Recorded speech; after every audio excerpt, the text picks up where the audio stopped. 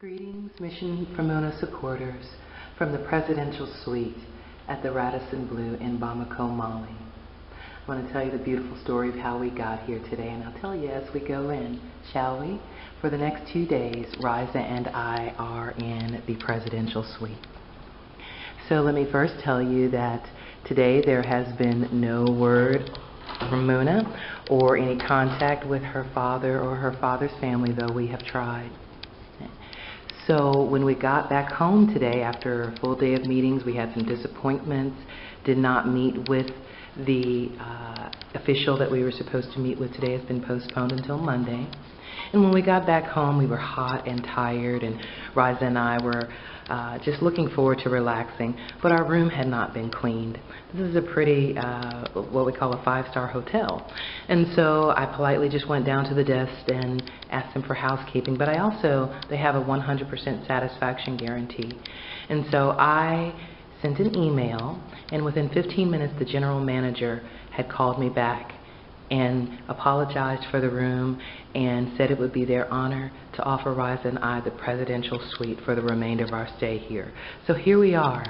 And as I just give you the very brief tour, just want to give God all praise and glory and honor for what He has done and what He continues to do. I never would have imagined that today, day of sadness, would end like this. And it lets me know He's not done. As a matter of fact, He's just getting started.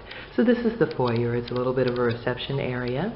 And as you can come along here, you can see that there is a initial bathroom, and it's for any guests who are in the Presidential Suite to come in and take care of themselves and, you know, just kind of handle things. But there's much more to see than that. I don't want to stand here too long because what I really want you to see begins through these doors. Imagine Riza and I's surprise as we walked into the first of many rooms in the Presidential Suite. Check out this chandelier. We were just amazed, and for the first 15 minutes or so, we just kept running from room to room saying, there's more, there's more, there's more. So this is the first room, and it's a grand kind of living room area. And by the way, when we walked in here, there is a note from the general manager, and I'm going to read it to you here. And his name is Gary Ellis. Dear Mrs. Hunter, we would like to apologize for the inconvenience you have encountered. Please accept our offer, and we do hope you will enjoy the rest of your stay with us. Do not hesitate to contact me if I may be of help. Best regards, Gary Ellis. He was a sweetheart on the phone, and then he even sent an email to follow up, and he blessed me and my children and said that he hopes that we are reunited soon. And he invoked the name of the Most High God to do it, too. So they left us a nice snack of fruit, and Riza and I have eaten most of it, and yogurt and brownies. Those brownies are for me, Riza. So back up, and you can see how gorgeous this first room is. There's another chandelier up there. I don't know if you can see it because it's kind of bright. What you're seeing there through those doors is one of several overlooks of the city of Bamako. Bamako is massive, and I'll step outside in just a moment and show it to you. Okay, so there's an espresso bar. Woo woo, love my coffee. Okay, I'll back up and show you this part of the room. And while I'm showing you this, I am going into the formal dining room. So imagine as we were walking through, and oh my goodness, God says, eye has not seen, nor ear heard, nor has it entered into the hearts of man what He has prepared for those who love Him. And He knows that I love Him, and you all know that I'm not ashamed to tell people that. But it's nothing that I have done or have not done. It's just because He loves me, and He loves my children. And so this is our formal dining room. And if we were staying here longer, you know, perhaps we would throw a party. We don't know many people here, but isn't this gorgeous? Isn't this amazing? Here is another overlook of Bamako. See if I can get a little closer. The door's open.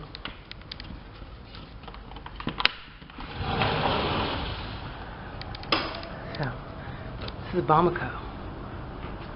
It's a massive city. While I'm out here, I'll just go ahead and pan so you can see that the Presidential Suite, which is what we're staying in, because God is awesome like that, it spans the entire part of the 7th floor. So this is the outside. That's the room I just took you in there. You can see this. It's amazing, isn't it? Absolutely amazing. Let me show you Bamako again. So in the morning, can you imagine what I'm going to come out here and do? I'm going to lift up high praise to the God who moves and sees on behalf of his people. And so I thank him immeasurably for this. It's incredible. Let's go back in here, and I've got more to show you. It's just so amazing. So back in the formal dining room. Can you believe we're in the presidential suite? Only God. He uses men to do it, but he knows how to give good gifts to his children. And so just like last year when I was here and our first few days we didn't see Muna, we didn't know, or I didn't see her, didn't know what was going on, he continued to give me gifts and signs that he knows exactly where I am and that he has prepared a place for me and my children. And so this is my room. Okay? I'm going to show you Riza's room for a moment. Since she's never been in a 5-star hotel, I allowed her to have the master suite. Got another chandelier there. I wish you could see that. Maybe I can turn this off. Okay. I don't know if you can see that chandelier very well, but trust me, it is gorgeous. So this is my room. As you can see, there's another balcony here. I won't go out on this one, but this is on the other side of the room, or of the suite. And I don't think you can see out there. I'm not going to open the door. But so there's a private balcony out there for me. This is my bed. I did one of those great big old flops like kids do when we're in the hotel and see a nice shiny bed. There's a dressing table over there for me. Check out my bathroom. And so you have the water closet there, is what I guess they call it, European style. But look at my shower. Back up so you can see it well. It's got some sort of electronic something in there. I don't even know what it is. But it's got all sorts of shower heads. I've already been in there once, and we'll go in there again. But I'm also going in the hot tub. That is not one of those little okey-doke ones either. Look at all of those jets. And so after I send this to you, I am going to be maxing and relaxing and chilling in here. To God be all the glory. I would not have ever imagined that the day would end like this. All I wanted was them to clean up a room. But God has something so much better in store for me and in store for my children and for all of us, because that's just how he rolls. Right. So I'm entering into here, and this is the master suite. You can see Riza has already occupied it. I say that I gave it to her, but truthfully she claimed it when we first got in there. But I like that about her, because I'm claiming every promise and every good thing, and I'm glad that my daughter knows how to do that too. So this is her sitting room area here. Okay, and you can see her. She always finds Wi-Fi wherever she goes, so as all of her friends, she's probably chatting with her friends right now in Moorhead. She's got great friends, and I'm really happy about that. Got a little computer desk over there as well. Okay. And so let's journey in. These double doors do close. All the doors close in here. So that is a closet, and it's got all of our stuff in there because we don't want to clutter up this amazing place. This is the master suite bathroom, and this is for Riza for tonight and all of tomorrow and tomorrow night, and we'll check out on Sunday. Can you imagine this? So she also has been in the shower. It's got like a CD player and music, and there's jets at the top and at the bottom and all around. Okay? And she also has a hot tub. It's amazing, isn't it? So this is Riza's. Okay? And there's also a water closet or a toilet in there for her. And then I already took you out on the balcony before, but I'm going to take you out there one more time, because it's time to, you know how I do, so it's time to give praise, give all glory and praise. So here we are again. Again, so I'll step in this corner. You can hear the sights and sounds of the city here. You can see. And now, unto the God who is able to do exceedingly above everything that I could ever ask or think. The God who says that He's never left me nor forsaken me.